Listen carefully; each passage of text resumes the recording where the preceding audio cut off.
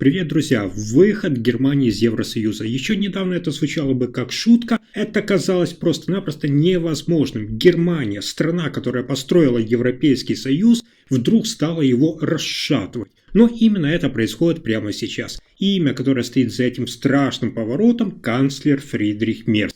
Да, тот самый Мерц, которого назвали технократом, Мерц, которого сравнивали с корпоративным менеджером, он пришел в канцелярское кресло тихо, но действует громко. Если вы думаете, что это очередной политик в галстуке, который будет сдержанно работать в рамках той старой системы, вы очень сильно ошибаетесь. С первых дней на посту канцлер Фридрих Мерц начал откровенную конфронтацию с Брюсселем. И речь не только о климате, миграции или тех же налогах. Речь о самом фундаменте Европейского Союза. Он называет директивы Европейского Союза ошибочным. Он публично требует, чтобы Германия вернула себе полный суверенитет. Он раз за разом подчеркивает, цитата, «Германия не обязана быть вечным донором Европы». И это уже не просто слова, это новый политический курс. Политологи в панике, европейские лидеры вообще в шоке, а мир спокойно смотрит в камеру и говорит, цитата, «Германия будет действовать исходя из своих интересов, а не чужих фантазий». Он не подыгрывает, он не уступает, он наступает. Смотря на все это, кажется, что он уже стал тестировать саму идею европейского единства на прочность. Сегодня он требует пересмотра полномочий Брюсселя, завтра может начать демонтаж. И знаете, вопрос здесь не в том, готова ли сама Германия к выходу из Европейского Союза. Вопрос в том, готов ли Европейский Союз выжить без Германии. Если вы думаете, что это все очередная политическая игра, то вы не понимаете, с кем имеете дело. Я вам уже в одном из видео более детально намекал, что Фридрих Мерц – это не кризис, это системный вызов. И последствия его курса могут быть самыми радикальными для Европы за последние 30 лет. Когда Фридрих Мерц стал канцлером, многие из вас думали, что он просто поправит курс. Но для нас с вами очень быстро стало ясно, Мерц не собирается просто корректировать политику. Он пришел с четкой идеей изменить само положение Германии внутри Европейского Союза. И это не преувеличение. Он изначально сделал акцент на очевидном – с отмены ключевых климатических обязательств, принятых при предыдущем правительстве. Подписание брюссельских директив по зеленому переходу, борьбе с выбросами и общими стандартами углеродной отчетности теперь заморожено. Германия вышла из одного из соглашений по распределению финансов на климатические нужды. А затем Фридрих Мерц открыто заявил, что климатическая политика Европейского Союза убивает немецкую промышленность. Это было пощечина всем, кто строил десятилетиями европейскую климатическую архитектуру. Дальше еще больше. Германия при Фридрихе Мерце блокировала обсуждение миграционных квот. Новое правительство отказалось выполнять директиву Европейского Союза, по которой каждая страна должна принимать определенное количество беженцев. Мерц называет это диктатом Брюсселя и говорит, что Германия хочет сама решать, кого впускать и на каких условиях. Одновременно с этим идет наступление и на налоговую политику Европейского Союза. Германия вносит предложение, которое, по сути, децентрализирует финансовый контроль. Мерц требует, чтобы каждый национальный парламент имел право вето на налоговые инновации, предлагаемые в Брюсселе. Но, как вы понимаете, это подрывает саму идею единой фискальной зоны Европейского Союза. Посмотрите на последние речи Фридриха Мерца. Риторика с каждым днем становится все жестче. Мерц в своих выступлениях прямо говорит, что Европа не должна быть наднациональным суперправительством и что Германия должна вернуть себе контроль. Его союзники по ХДС уже поднимают вопрос о создании альтернативного формата взаимодействия Европа наций, где каждое государство имеет равный голос, а не подчиняется структурам Европейского Союза. Все именно эти шаги не случайны. Это не сбой, как вы могли себе подумать. Это системное давление на Евросоюз. И судя по реакции, Брюссель вообще в панике.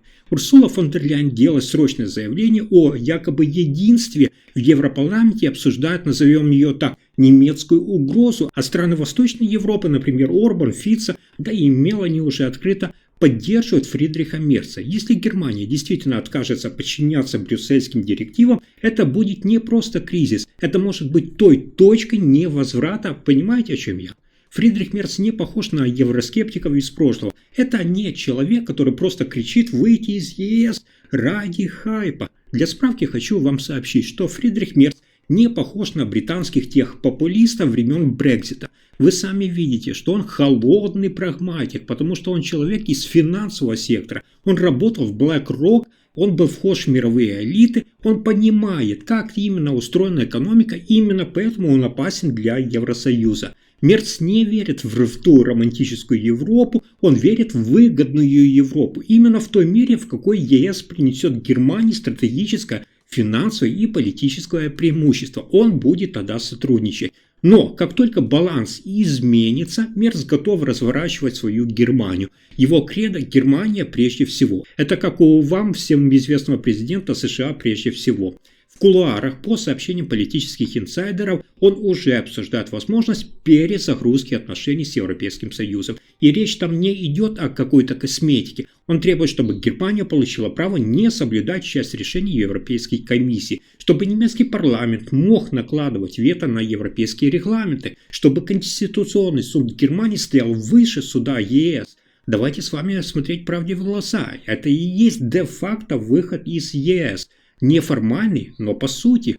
Более того, Фридрих Мерц активно ведет переговоры с другими скептически настроенными лидерами в Европе, премьер-министром Венгрии Виктором Орбаном, представителями Чехии, Словакии, даже Австрии. Он строит новую коалицию стран, которым надоело следовать диктовке Брюсселя. И если ему удастся создать этот блок, вся структура ЕС рассыпется. Вы должны себе намотать на ус, что такие политические технологии Мерца тонкие, он не бросается лозунгами, он не требует референдума прямо сейчас, но он меняет мышление. В СМИ все чаще звучат слова суверенитет, национальные интересы, европейская перезагрузка. Люди, такие как мы с вами, начинают воспринимать конфликт с ЕС как разумеющийся, как норму. Это то, что в свое время сделал Брексит. Сначала говорили, мы просто хотим больше полномочий, а потом провели голосование и ушли.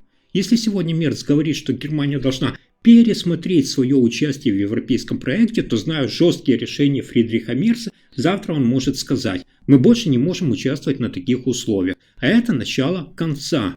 Интересно то, что это не только для участия Германии в Европейском Союзе, но и, возможно, и для самого Евросоюза. Потому что если уходит Германия, уходит стержень всей конструкции. Как видите, прямо сегодня на глазах у всей Европы разворачивается кризис, которого никто абсолютно не ожидал и который может стать историческим. Германия, тот мотор Евросоюза, финансовый донор, политический якорь, я бы назвал, вдруг поворачивается в сторону, противоположную брюссельскому курсу, и делает это не молча, а с громким вызовом. Что это? Тактический маневр или начало полномасштабного развода?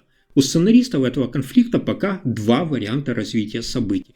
Первый. Европейский Союз сдается, Мерц выкручивает руки Брюсселю, выторговывает новые условия, европейские директивы будут пересмотрены, Германия получает больше автономии, Брюссель теряет влияние.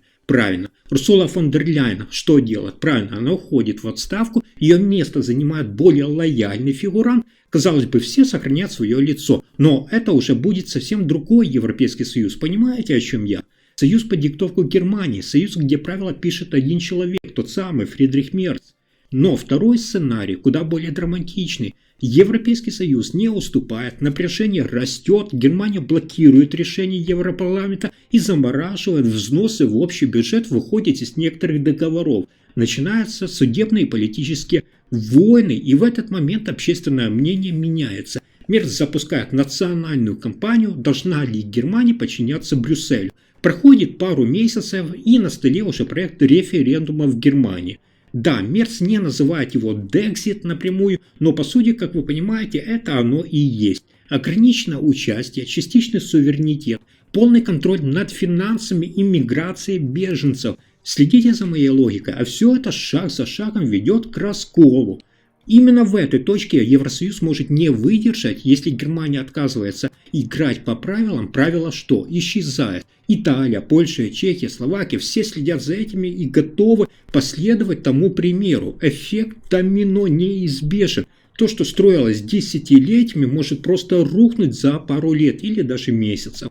Каждый из вас из истории знает, империи не рушатся из-за внешних каких-то там ударов. Их убивает внутренний конфликт. И сейчас, возможно, мы наблюдаем начало конца Европы, какой мы ее знали. А человек, который запустил этот процесс, Фридрих Мерц, холодный, расчетливый, амбициозный, теперь он не берется менять всю Европу. Нам всем с вами нужно осознать, то, что происходит сегодня в Берлине, касается не только Германии. Это касается всей Европы, мира, нас с вами. Решение, которое принимает Фридрих Мерц, это не просто внутренняя реформа, это удар по самому сердцу европейской идеи. И даже если Германия не выйдет из Европейского Союза официально, она уже перестает быть его опорой. Мы стоим на пороге огромных изменений, и да и никто не может точно предсказать, что будет дальше. Но ясно одно, Европа больше не будет прежней, все только начинается. И Фридрих Мерц главный игрок в этой новой геополитической партии. Если вы думаете, что это просто политика, вы ошибаетесь.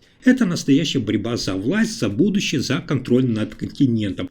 А теперь внимание, если вы хотите следить и знать, как Германия будет разносить Европейский Союз изнутри, подписывайтесь прямо сейчас. Включите уведомления, потому что следующие недели будут взрывными. Мы должны с вами обсуждать то, что замалчивают официальные СМИ. Вы должны быть в эпицентре. Подписка, лайк, комментарий, и вы уже в центре процесса. Вперед! Это будет невероятно. Спасибо за просмотр.